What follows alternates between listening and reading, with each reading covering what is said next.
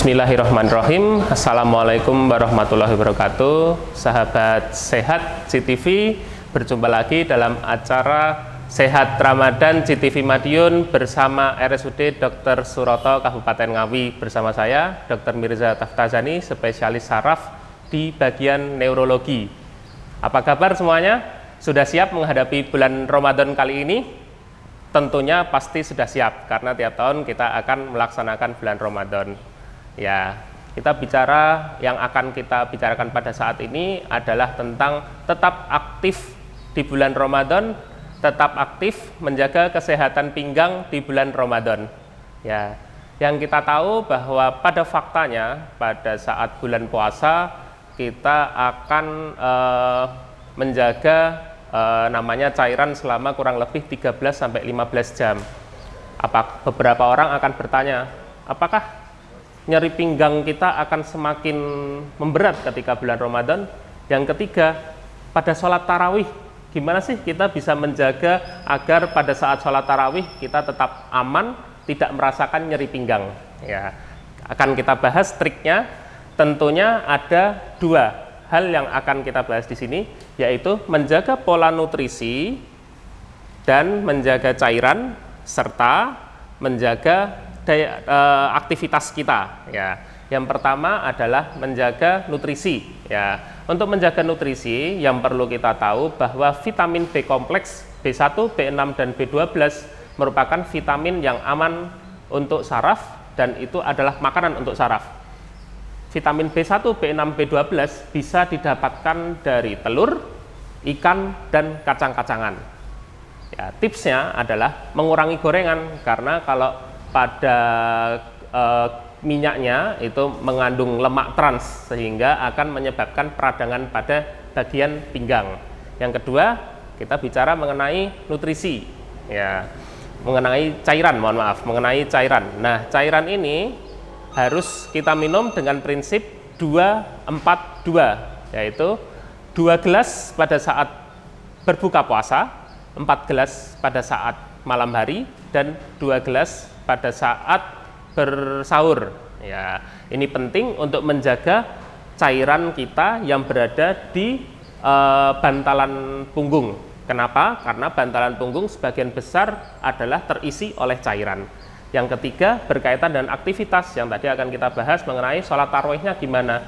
Nah, ibadah kita itu kan pasti akan lebih banyak ketika dilakukan pada bulan puasa. Namanya bulan puasa, ya kita kan ini berlomba-lomba untuk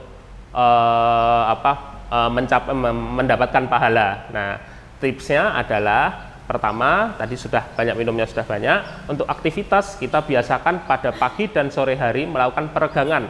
Paginya itu adalah setelah sahur, setelah sholat subuh, dan kalau untuk malamnya itu adalah setelah berbuka puasa. Gitu. Nah, terus yang ketiga, kalau misalnya pada bangun tidur jangan langsung berdiri, jadi stretching sebentar, terus setelah itu kita melakukan untuk mau berdiri itu harus dibantu ditopang dengan tangan. Nah, alhamdulillah akhirnya kita sudah menyelesaikan ketiga aktivitas tadi, yaitu menjaga cairan, yang ketiga menstabilkan nutrisi kita, yang ketiga aktif terhadap badan kita.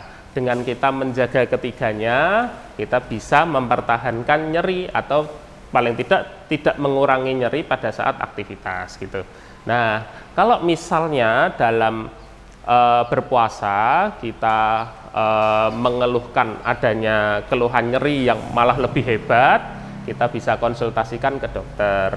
Nah, terus ada beberapa orang menanyakan, dok, kalau sholat bagaimana? Nah, tekniknya adalah pertama, kalau misalnya sholat pada saat sholat berdiri, kita pasti harus seimbangkan antara kanan dan kiri itu sama bebannya. Jangan sampai bebannya yang lebih kanan lebih tinggi atau lebih kiri yang lebih tinggi, karena kalau ada beban yang lebih tinggi ke sebelah kanan itu akan menimbulkan nyeri pada yang sebelah kanan. Misalnya pada nyeri yang kaki kiri, yang kanannya jadi ikut nyeri.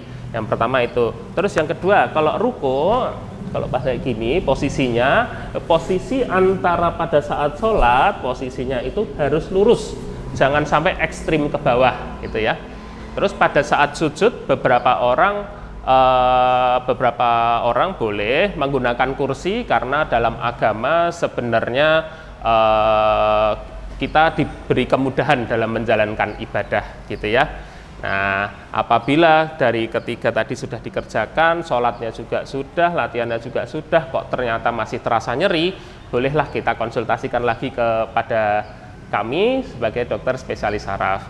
Akhirul karam, semoga kegiatan puasa kali ini lancar dan diberi pahala yang setinggi-tingginya oleh Allah Subhanahu wa Ta'ala, bebas nyeri, dan kemudian kita dapat dipertemukan dengan hari kemenangan di 1 bulan ke depannya. Semoga lancar ibadah puasanya.